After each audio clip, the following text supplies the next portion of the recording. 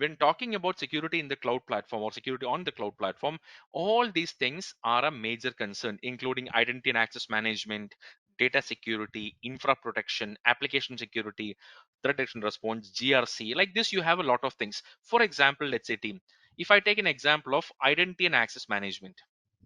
Okay, so what is an identity and access management team? Anyone? So it's a methodology or it's a technology which we use, or it's a framework that helps us to manage the user access to the corporate infrastructure, right? To the corporate resources or to the corporate architecture, to restrict or to specify the architecture and to put the proper controls in place. We have something called as a identity and access management, right? Like we have a authentication, we have a authorization, accountability, access control. We have multiple things inside that. Now, you may be thinking, Chris, that is there in the on-premise also. Then why is it basically or why you are specifically talking that about in the cloud platform? Reason number one, this brings a lot of new challenges when you go to a cloud platform. For example, let's say team, you go to a cloud platform, you access the cloud platform via what? You access the cloud platform via something called as a management console, right? You access the cloud platform via a management console, or we can say a portal, right? That means what? Whatever other security you're having, this is the entry point. So starting from this management console to your application login page to your data access mechanism, everything should be protected with the help of identity and access management. Now tell me one thing, team. So you have all your infrastructure on the cloud platform. You have your servers, your databases, your data. You have everything on the cloud platform. Tomorrow, if your management console get compromised, or let's say if an attacker is able to get access to your AWS account or Google Cloud account or Azure account, what will happen? If there is an attacker who didn't get any of your other credentials, but he got access to your cloud account, so what will happen in that case? That means it will destroy the entire stuff, right? Because the attacker will get access to literally everything, right? The attacker will get access to literally everything. And that's the reason I always call my sessions that the management console can be a single point of failure.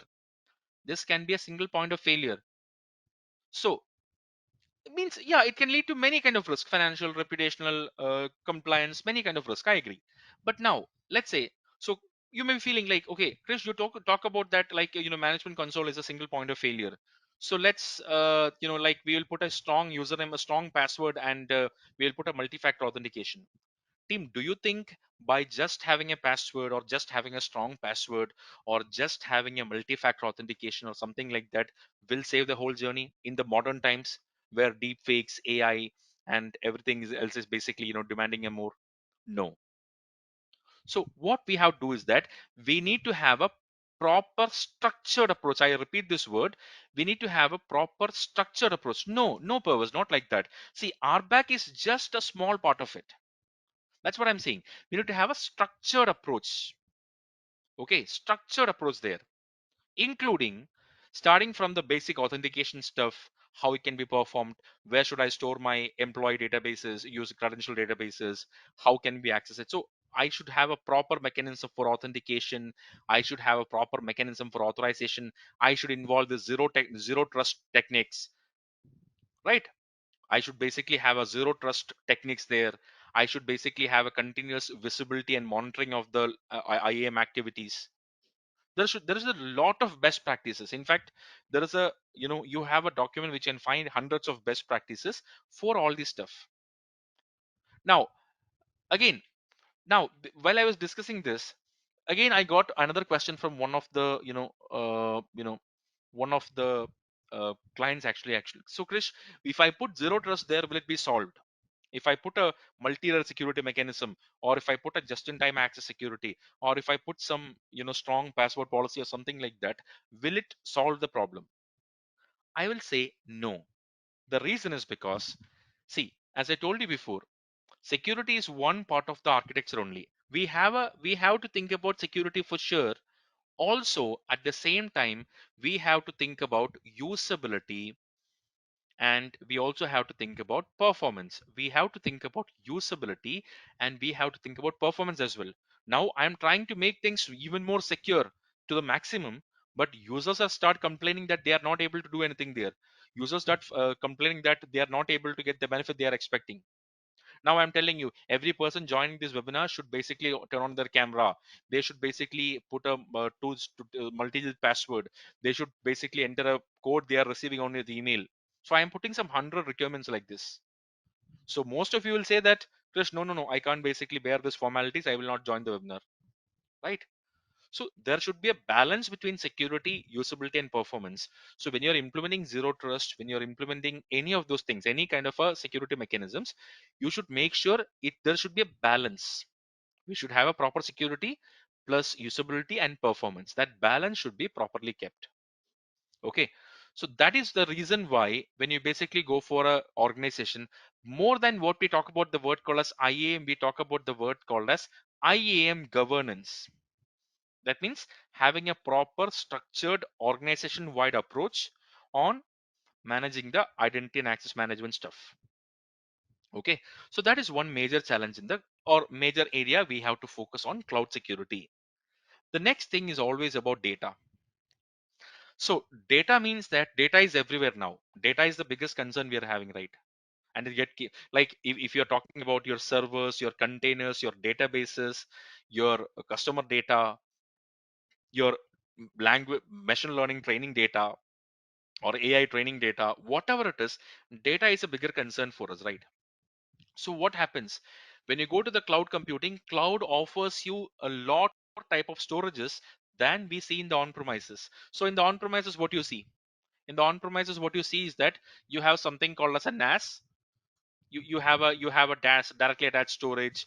You have a network attached storage. You have a storage in networking. Like this is the thing you have in the on-premises. But when you go to the cloud platform, these kind of storages are given as volume storage, object storage, where we can say like structured storage, unstructured storage. Like there is file shares, file storage, like this, cache.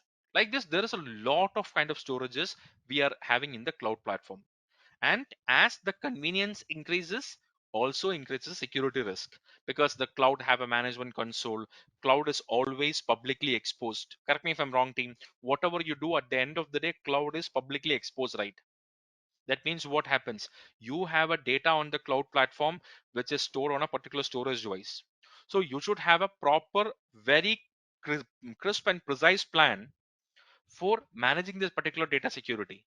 Now, I will give an example, team. I don't want to say the name of the company again because it's a very common organization which face multiple attacks. If you see, almost every attacks happened over the last 10 years. Okay. Let you take any attacks, like including the Capital One or any attacks which happened for the last 10 years, you will find misconfiguration, okay, and lack of proper strategy, lack of proper cloud strategy is two major reasons why the attack happened. Negligence, we can say misconfiguration, and lack of cloud security strategy is basically one major reason why most of the compromises happened. Maybe one of the employee made a small mistake, or he was just a novice guy who basically done some security stuff there.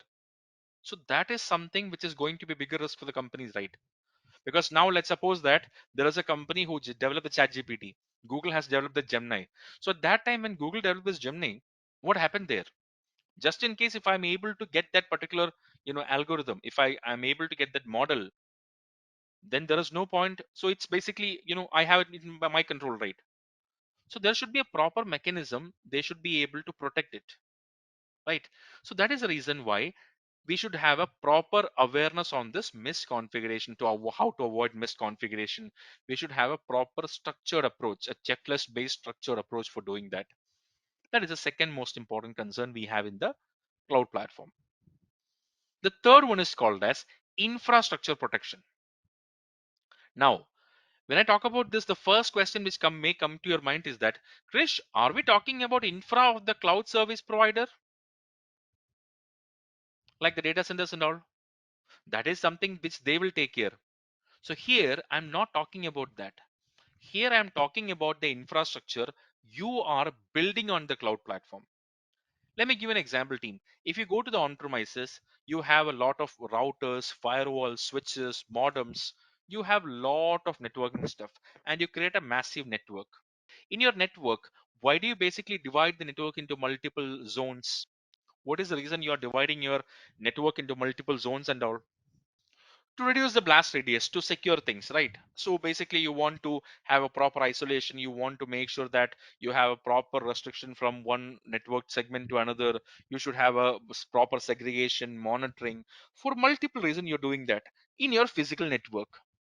When you go to the cloud platform, there is a same way, the exact way you're doing this process. Like in on-premise or cloud, we call it as micro segmentation. We have a way for doing it. The only difference is that if you go to on-premises, you're doing all these things on physical infrastructure, and when you go to the cloud platform, you're completely doing all these things using a virtualized infrastructure. You're doing all these things using virtual networks. In AWS we call it as VPCs, in Azure we call it as VNets. So like the same way you put firewalls in the on-premises, here you have a firewall as a virtual appliance. There you have a router or basically a NAT gateway as a physical appliance there. Here we can have it as a virtual appliance. Like the same way, we are building an entire virtual network architecture in the cloud platform like we have in the on-premises. So what basically happens there? So there, in fact, in the cloud platform, it's very high chance it can be more easily compromised than on-premise. So what we will do, that also should be properly protected. The next thing is the team. When you basically go to a cloud platform, you have something called as an application security concern. Now tell me one thing. When you're talking about application security, okay. So let's say in the on-premises, how I can have a security in the in the on-premises team for my application, how to basically have a application security in my on premises. Okay, so I can have firewalls, I can have a this like application monitoring tools, we can have a encryption, we have a access control authentication, then we have a RASP, runtime application self protection tool. We have a lot of things, right? When it comes to the cloud platform, definitely these tools can be used, but but there is a limitation there. If you go to the cloud platform, if you go to IaaS, at least you can install whatever things you want. But if you go for a PaaS or SaaS platform, okay, if you basically go for a PaaS or SaaS platform, it is never possible for you to basically do whatever you want. In the PaaS platform, what you're getting, this is a pre-configured platform. Let's say it can be PHP or Python or Java or MySQL, whatever it is. You get a pre-configured platform where you may have to host your application there. That means you literally don't get access to the operating system. You literally don't cannot install anything there, right? So what happens there? That complicates stuff. And in the cloud platform, more than a regular architecture, you're depending on APIs, application programming interfaces. Every cloud platform you're depending on APIs, right? So what happens there? That brings a lot of challenges to us, right? So application security with the level of control we are getting there is a major concern we are having in the cloud platform. Then obviously identifying the new threats which is introduced by the cloud platform, and how can we have a proper incident response plan. See, like this, all the things which basically when talking about the cloud security, we need to make sure that all these concerns should be properly addressed, right? And this is the reason why organizations are now going for various cloud security engineers, cloud security architects, or cloud security managers. Like that, we need them in different levels actually. That's a overview on what exactly is a cloud security team. So now I hope you understood what is the reason why companies need a cloud security engineers or cloud security architects like that, right? Because it's not simply about sitting in a sitting somewhere and basically viewing stuff. It's about ensuring that every aspect of the cloud computing should be properly protected as per the requirements. See, there is a thousands of tools we have for it. We have thousands of tools. See, more than tools, we have to make sure we should be able to have a proper structured approach. That's why we should have a proper GRC there.